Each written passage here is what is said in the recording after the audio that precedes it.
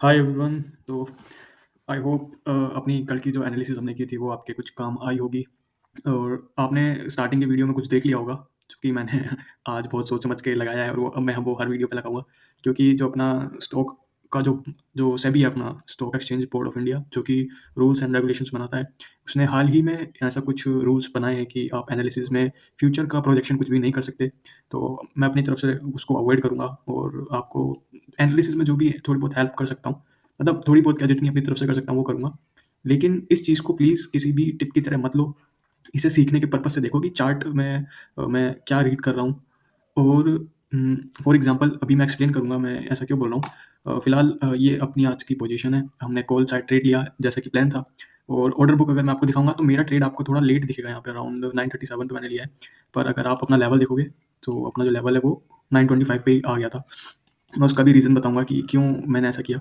और यही चीज़ मैं आपको एक्सप्लेन करना चाहता हूँ कि मेरे को एक स्क्रीनशॉट आया किसी का, जिसने यहाँ पे कॉल उठाया और कम से कम 100% आरओआई, मतलब अराउंड 80-90 रुपीज़ पे बाय करके अराउंड 160-70 समथिंग उसने बेचा उसको। 100% आरओआई उसने कन्वर्ट किया। मैं खुद हैरान था कि यार इतना तो मैंने भी नहीं किया। पर उसने मेरी एनालिसिस उठा के मेरे से ज़्यादा प्रॉफ़िट बना लिया।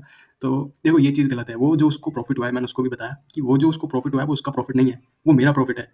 वो उसका प्रॉफ़िट तब होता जब वो उसका सेटअप होता या वो उसकी स्ट्रैटेजी होती, ठीक है? बस किसी ने बोल दिया यहाँ पे बाय कर लेना, मार्केट आई बाय कर लिया, ऐसा नहीं होता है। एनालिसिस और रियल टाइम चीज़ में बहुत फ़र्क होता है। मैं आपको एग्ज़ाम्पल बताता हूँ। एनालिसिस में देखो कोई भी लेवल मैंने कल से बिल्कुल चेंज नहीं किया, बिल्कुल जैसा था वैसा ही है। और कुछ भी मैंने चेंज नहीं किया है। तो कल हमने प्लान बताया था मैंने कि यहाँ पे मेरे को जजमेंट देखनी है इस कैंडल की, और ये अपना रेजिस्टेंस है। तो मार्केट ओपन होती है, ओपन होके मार्केट ऊपर जाती है, ट्राई करती है इन सेलर्स के पास जाने का और स्ट्रेंथ दिखाती है। और मार्केट अपने लेवल के ऊपर खुलती है, वो एक पॉजिटिव साइन था। और मार्केट में सेलर दिखते हैं, ठीक है? ये जो आप विक देख रहे हो, सेलर आए। अगली कैंडल मैं ऑब्जर्व कर रहा था कि फास्ट एकदम मोमेंटम आया, जिसने मुझे थोड़ा कन्फ्यूजन में डाला कि इतना फास्ट मोमेंटम, क्योंकि अगर आप यहाँ पे प्रीमियम चेक करते, प्रीमियम में बहुत स्ट्रेंथ थी, बल्कि प्रीमियम में एक लेवल था जो ब्रेक कर दिया था मार्केट ने, क्लोज भी कर दिया था। तो उस चीज़ को आप नज़रअंदाज नहीं कर सकते कि अब अगली कैंडल भी उसको फॉलो अप कर देगी क्या। तो वहाँ पे यहाँ पे एंटर करना इज़ लाइक मतलब 50-50 चांस, प्रोबेबिलिटी कम हो जाती है अपनी, कि आप यहाँ पे फिर एंटर कर लो। फिर आप एक ग्रीन कैंडल या उसकी स्ट्रेंथ आप देखते हो, जैसा मैंने कहा था यहाँ पे क्या प्राइस एक्शन बनेगा। अगर यहाँ पे 1-2 कैंडल्स का स्ट्रेंथ बनता फिर ब्रेकआउट आता, तो मैं यहीं बाय कर लेता। लेकिन एक कैंडल बनी, अगली कैंडल का वेट कर रहा था कि ये कैंडल बन गई। आप समझ रहे हो? लेकिन होपलेस नहीं हुआ मैं कि अरे कैंडल ऊपर जा रही है, यहाँ बाय कर लो, यहाँ बाय कर लो। क्योंकि देखो दिक्कत क्या होती है, जब आपको डायरेक्शन का पता होता है ना कि ये डायरेक्शन है, तो इंसान फोमो करने लगता है कि अरे डायरेक्शन तो मुझे पता ही है। जैसे ही उसे, अगर उसको कन्विक्शन है कि अपसाइड का मोमेंटम है, आज अपसाइड की तरफ हम ट्रेड लेंगे, तो वो कोई भी ग्रीन कैंडल में एंटर करना चाहेगा कि बस घुस जाऊँ, मेरे से मोमेंटम मिस ना हो जाए। तो वो चीज़ होती है, लेकिन मैंने अपना होप बनाए रखा। और ये जो आप कैंडल देख रहे हो, यहाँ पे ये जो मैंने कैंडल मार्क की थी, इसके ऊपर क्लोजिंग हमें मिल गई। अगर आप ध्यान से देखोगे तो इसके ऊपर क्लोजिंग आ गई थी। और अपने ही लेवल से आई थी बाइंग, और इसके ऊपर क्लोजिंग आ गई। तो ये जो सेलर्स है इनकी स्क्रीन पे अब आ जाएगा लॉस, ठीक है? ये मार्केट को नहीं रोकेंगे, क्योंकि मार्केट में सुबह का टाइम है, सेलिंग एक आई और तुरंत ही रिवर्स हो गई। अब ये ट्रबल में आ चुके हैं। उसके बाद मैंने थोड़ा, यहाँ पे प्रीमियम बहुत हाई हो चुके थे, मैं प्रीमियम को टॉप पे बाय नहीं करना चाहता था। मेरा प्रीमियम पे इस वीक पे एंट्री हुआ, ये अराउंड इसका टाइम था 9:35, और आप अगर ऑर्डर बुक चेक करोगे 141 का प्राइस है। तो एक बार हम इसका चार्ट लगाते हैं, मैं आपको प्रीमियम पे भी एक्सप्लेन करता हूँ। तो देखो, जो स्पॉट पे कैंडल है अपनी वो ये थी, जो स्पॉट पे वो कैंडल थी, प्रीमियम पे वो कैंडल ये थी। तो प्रीमियम पे तो आपको दिख रहा होगा कि ये अभी भी रेजिस्टेंस पे ही है। तो मैंने फिर फोमो में वेट नहीं किया, इस कैंडल को मैं देख रहा था प्रीमियम पे भी, और इसी कैंडल में आप देख सकते हो यहाँ पे एकदम से वीकनेस आ गई, वो मार्केट एकदम से सपोर्ट पे आ गई। यहाँ पे मुश्किल हो जाती है। मैं मतलब अपना जो प्लान था स्पोर्ट के साथ मैच तो कर रहा था कि हमको यहाँ बाय करना है, लेकिन प्रीमियम के साथ नहीं कर रहा था, क्योंकि प्रीमियम डे लोज पे आ चुके थे लगभग अपने। यहाँ पे कहीं नहीं, सॉरी, डे लोज इधर कहीं है शायद, नो, अराउंड 12, ओके। तो यहीं पे है डे लोज। लेकिन ये जो सपोर्ट था फिर उसकी प्रोबेबिलिटी हो जाती है कि वो हो सकता है इसको ब्रेक कर दे, क्योंकि ये जो वेव है इसमें स्ट्रेंथ थी, ठीक है? तो प्रॉपर कंफर्मेशन का वेट किया। कंफर्मेशन के बाद जब मार्केट ने हाई बनाया, उसके बाद अगली कैंडल का वेट किया। फिर ये जो वीक आई, यहाँ पे मैंने ट्राई करने की कोशिश की एंट्री। तो अराउंड 140 समथिंग पे मैं देख रहा था। वो स्लिपेज में एंट्री थोड़ी ऊपर हो गई, और अराउंड जैसे ही ये विक कन्वर्ट हुई, मैंने इस विक के नीचे ही अराउंड विक के नीचे 9 पॉइंट का स्टॉप लॉस था। मैंने उस विक के नीचे अराउंड 15 पॉइंट्स लगा दिया एज अ बफर। और अराउंड इस कैंडल पे मैं निकल चुका था, क्योंकि मेरे को और कुछ काम भी करने थे। अब किसी ने यहाँ पे एंटर बनाया, जो स्पोर्ट के हिसाब से बनाया था, और ये पूरा मोमेंटम कैच कर लिया। अराउंड 100% प्लस ज़्यादा ही आरओआई है ये। तो देखो, रियल रियल टाइम ट्रेडिंग और जो एनालिसिस है उसमें फ़र्क होता है। हो सकता है आप आज यहाँ पे घुस के प्रॉफिट कर लो, अगले दिन आपका लॉस हो जाए।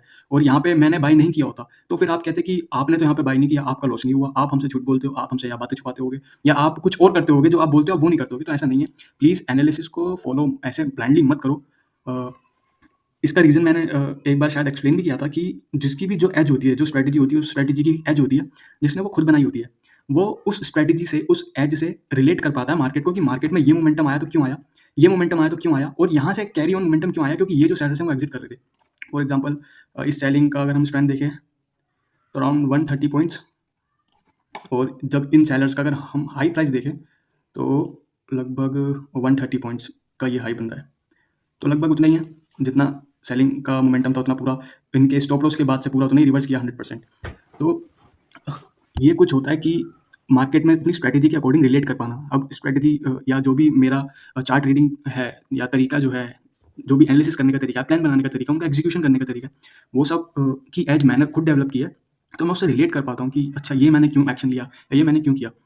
मैं वीडियो बनाने का मेरा रीज़न यही है कि लोग मुझसे कह रहे थे कि मैं वीडियोज़ बनाऊँ, कि मैं एक्सप्लेन करूँ चार्ट्स पे, लैपटॉप पे, स्क्रीन पे, शेयर करूँ इन सब चीज़ों को, तो वो मैं कर रहा हूँ। तो ये कुछ अपना जो 22 था, अब सीधे एनालिसिस पे आ जाते हैं। ये जो अपना 22 था, आज बाइंग का था, और मेरी ये होप थी कि मार्केट इसके नीचे क्लोज़ नहीं दे। मुझे परवाह नहीं है ये जो सेलिंग आई, सेलिंग की बात करेंगे, इस सेलिंग को भी हम कैप्चर करने वाले थे। मतलब मैं कैप्चर करने वाला था और मैंने ट्रेड एग्जीक्यूट भी किया है। मैं आपको ऑर्डर बुक दिखाता हूँ। 750 क्वांटिटी से मैंने 23,000 का पी लिया था एंड 5.75 पे लिया। 5.20 पे मैंने बेचा था इसको।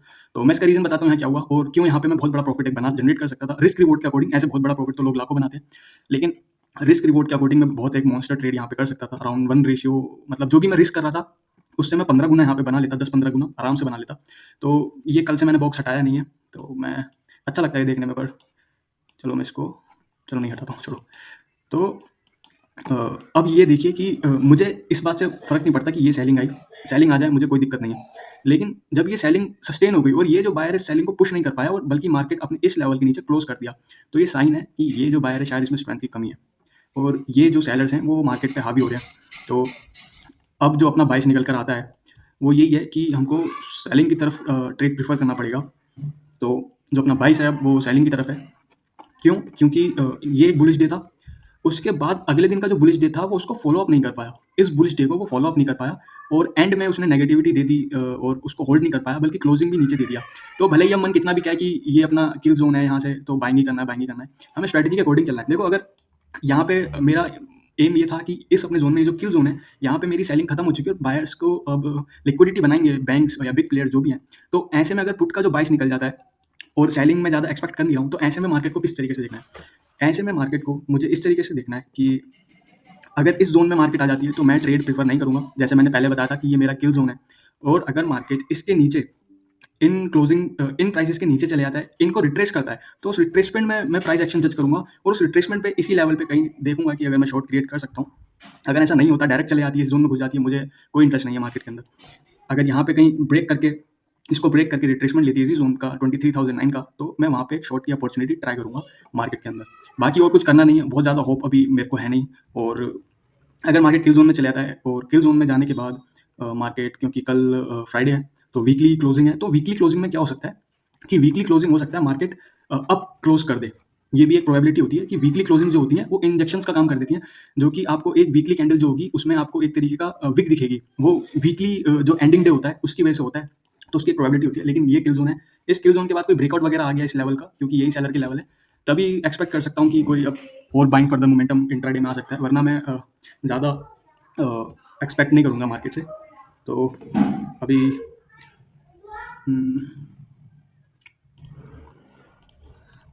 ये कहाँ से वर्क करता है मुझे ज़्यादा I don't have much idea.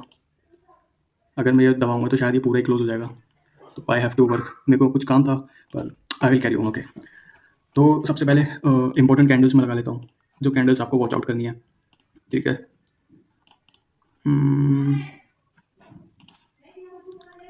This candle buying में मैंने अभी एनालिसिस किया नहीं है, इसीलिए मैं सोच रहा हूँ ज़्यादा, पर बाइंग में इस कैंडल का गेम बज ही चुका है लगभग। क्लोजिंग नीचे आ गई तो यहाँ तो ये तो होंगे नहीं, हमको मार्केट निकाल चुका है। एक मार्केट ये भी चीज़ कर सकता है कि मार्केट को जब अप जाना होता है तो वो सेलर्स को इनवाइट करता है कि आओ मेरे शॉर्ट कर दो, और जो नए बायर्स, जो बायर्स पोजीशन में होते हैं, ये जो बायर्स पोजीशन में है, इन लोगों को रिमूव करेगा, इन लोगों को काटेगा, उसके बाद मार्केट अपसाइड मूव करता है। यानी कि जो पोजीशंस में उनको निकाल दिया, नए पोजीशंस बना दिए ताकि उन लोग के स्टॉप लॉस हो जाए, इन लोग की लिक्विडिटी मिल जाए और उसके बाद ऊपर की तरफ मार्केट मूव कर जाता है। तो ये एक बेसिक लिक्विडिटी कंसेप्ट है कि कैसे मार्केट में मोमेंटम आते हैं, बड़े मोमेंटम आते हैं। बड़े मोमेंटम ऐसे ही आते हैं मार्केट में, मार्केट फ्यूल अप करता है, एक पार्टी का स्टॉप लॉस हंट करता है, दूसरी पार्टी को रिमूव करता है और फिर मार्केट मूव करता है।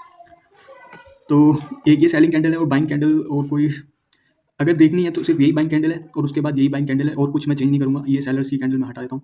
तो these are the candles you have to watch out. अब पुट का जो ट्रेड था यहाँ पुट मैंने बनाया था, ज़ीरो हीरो के लिए पुट मैंने बनाया था यहाँ पे, समथिंग लाइक दिस, और ये बहुत बढ़िया भी गया। लेकिन इसमें दिक्कत क्या हुई कि सबसे पहले मैं बताऊँ इसका रीज़न क्या था। सबसे पहले तो ये ज़ोन मैंने कहा था कि ये अपने टारगेट्स रहेंगे, ठीक है। पहला टारगेट इंट्राडे में समथिंग ये, सेकंड ये, तो दोनों टारगेट हिट हुए। हम पूरा मोमेंटम कैप्चर नहीं कर पाए, उस बात का थोड़ा सा रिग्रेट है, पर कोई बात नहीं। और ये वाली जो कैंडल है ये मेरी इंपॉर्टेंट वॉच आउट कैंडल थी, और इस कैंडल पे जब मार्केट आया तो मैं उसका प्राइस एक्शन रीड करने लगा। अब यहाँ प्राइस एक्शन देखो कि मार्केट अब जा रहा था, अब जा रहा था, अब जा रहा था। यहाँ पे मार्केट का आफ्टरनून सेशन आ गया था, मतलब हाफ मार्केट हो चुका था यहाँ पे, और उसके बाद मार्केट होल्ड ले लिया, रेजिस्टेंस लिया, अपना टारगेट हिट हो चुका है यहाँ पे, ये सेलिंग लेवल्स आ चुके हैं रेजिस्टेंस के। मार्केट धीरे धीरे धीरे धीरे नीचे आना चालू कर दिया। तो प्रीमियम पे अगर मैं आपको दिखाऊँ 5.20 पे मैंने लिया था इसको। मैं इसका चार्ट खोल लेता हूँ, तो ये आप देख सकते हो। मैंने इस ट्रेड को 5.20 पे बाई किया था, तो मैं यहाँ पे लगाता हूँ। ये मेरा एंट्री प्राइस था और यहाँ कहीं हमने इसको लिया था और यहीं कहीं हमने एग्जिट कर दिया। जो दिक्कत हमें हुई वो टाइम में हुई। यहाँ पे जो टाइम डीके हुआ, एक्सपायरी है तो यहाँ पे जो टाइम डीके हुआ उसमें अपना जो स्टॉप लॉस है वो हिट हुआ। तो स्टॉप लॉस क्या था मेरा 5.20 समथिंग, सॉरी 5.75 हमने लिया है, तो 5.75 ये हमारा स्टॉप लॉस था।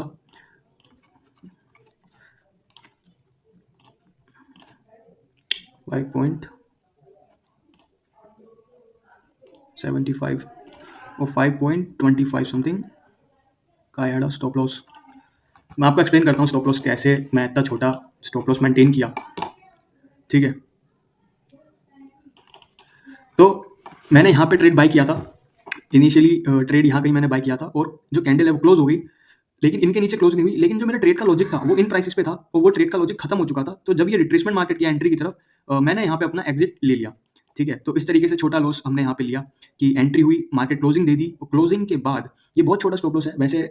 रिस्क रिवॉर्ड के हिसाब से मैं यहाँ तक रुक सकता हूँ, पर हमको अपने लेवल के अकॉर्डिंग वर्क करना होता है। तो क्लोजिंग हुई, क्लोजिंग के बाद मार्केट रिट्रेस किया, वहाँ पे मैंने एग्जिट कर दिया।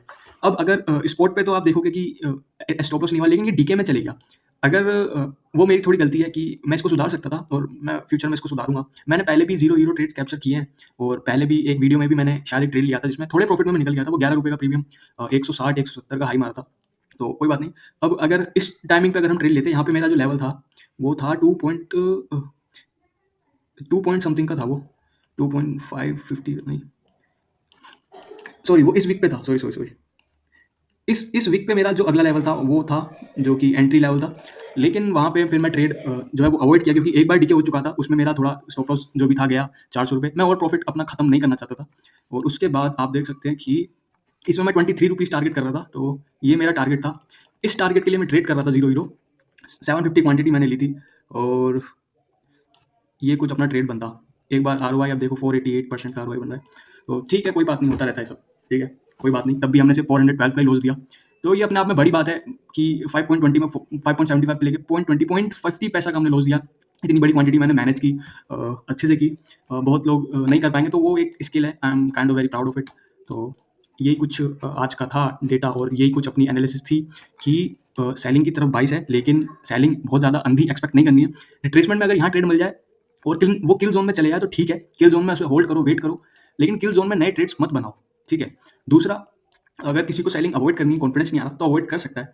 और ये वाली कैंडल पे अगर प्राइस एक्शन बने आपके अकॉर्डिंग, मैंने देखो मेरा काम क्या है, अपनी स्ट्रेटजी के हिसाब से बाइस बताना, क्योंकि मेरे जो बाइस हैं 80% ऑफ द टाइम करेक्ट ही जाते हैं अपनी स्ट्रेटजी के हिसाब से। तो अपना बाइस हो चुका है, तो जो अपना बाइस निकल कर आ रहा है, जो अपना टोटल ओवरऑल जो एनालिसिस कह रही है, वो कह रही है कि I am expecting a bearish day with possibility of rotation, ठीक है। मैं फिर से बोल रहा हूँ, I am expecting a bearish day with a possibility of rotation, ठीक है। अब देखो मैंने ब्रश से शायद ये ज़्यादा खींच दिया ऐसा करके, तो कई लोग सोचेंगे बहुत बड़ा मोमेंटम हो सकता है यहाँ से कैप्चर करने के लिए, तो इसको यार लिटरली मत लेना कि हो सकता है बस ऐसे करके सिर्फ ऐसा ही कर दे, ठीक है। लेकिन मैं आपको एनालिसिस दे चुका हूँ कि I am expecting a bearish day with possibility of rotations या फिर साइड बिजनेस। अब देखो एक चीज़ बहुत इंपॉर्टेंट है कि लाइव मार्केट में मार्केट किस तरीके से वर्क कर रही है, लाइव मार्केट में क्या बाइस निकल कर आता है, ये तो मेरी प्रोबेबिलिटी है जो मैं अभी पास्ट मार्केट को देख के बता रहा हूँ। जो फ्यूचर मार्केट, जो प्रेजेंट मार्केट चलेगी, ओपन कहाँ होगी, मोमेंटम कैसा है, कैसे कैंडल्स के साथ रिएक्ट कर रही है, क्या प्राइसिंग एक्शन बना रही है, वो 70% गेम बदल देता है, ठीक है। जैसे अपनी कल की एनालिसिस थी, यहाँ पे बाय करना है, मोमेंटम देखना है, लेकिन रियलिटी में क्या हुआ? रियलिटी हमारी ये निकली कि हमारा ट्रेड कुछ रियलिटी में ऐसा बना, समझ रहे हो? और इसीलिए मैंने थोड़ा होल्ड करना प्रेफ़र नहीं किया, मैं यहीं कहीं पे निकल गया अराउंड इस कैंडल के टॉप पे मैं निकल गया था एंड इसीलिए क्योंकि मेरे को यहाँ पकड़ के एग्ज़िट करना था और मैं ऑलरेडी लेट हो चुका हूँ स्पॉट के हिसाब से, तो फिर मैंने ज़्यादा एक्सपेक्ट नहीं किया। यही रीज़न था कि मैं फिर जल्दी निकल गया एंड यही मैं आपको बता रहा हूँ, कहाँ हमने एनालिसिस पे यहाँ का बाय किया था और कहाँ जब मार्केट रियल टाइम चली, तो यहाँ पे कन्फर्मेशन मिला हमें, यहाँ पे हमारी मेरी एंट्री बनी। तो बहुत फ़र्क होता है, ठीक है? उस फ़र्क को समझो और सीखो उस चीज़ को। ऑलराइट, तो वी हैव अ बेयरिश बाइस विद पॉसिबल रोटेशन और स्ट्रेंथ अगर हम नापें तो स्ट्रेंथ का रीज़न यही है कि मार्केट ने अप क्लोजिंग दी, अपने लेवल की अप क्लोजिंग दी, बाइस वाज बुलिश। मुझे फ़र्क नहीं पड़ता कि मार्केट में सेलिंग आए, लेकिन उसको फाइट करके ऊपर क्लोज कर देना चाहिए था, जो कि वो नहीं कर पाया। तो एक ही दिन ये वाले जो बुल्स हैं वो एक ही दिन होल्ड नहीं कर पाए, ठीक है? एक ही दिन होल्ड नहीं कर पाए, तो इसलिए अपना जो बाइस है वो सेलिंग निकल कर आ रहा है। लेकिन हमें पता है किल ज़ोन है नीचे, हमें पता है सेलिंग के टारगेट्स अपने वीकली यही थे, तो we don't expect much from the market, ठीक है? तो ये कुछ अपनी एनालिसिस थी, तो मैं ओवर करता हूँ वरना वीडियो बहुत लंबा हो जाएगा। Thank you.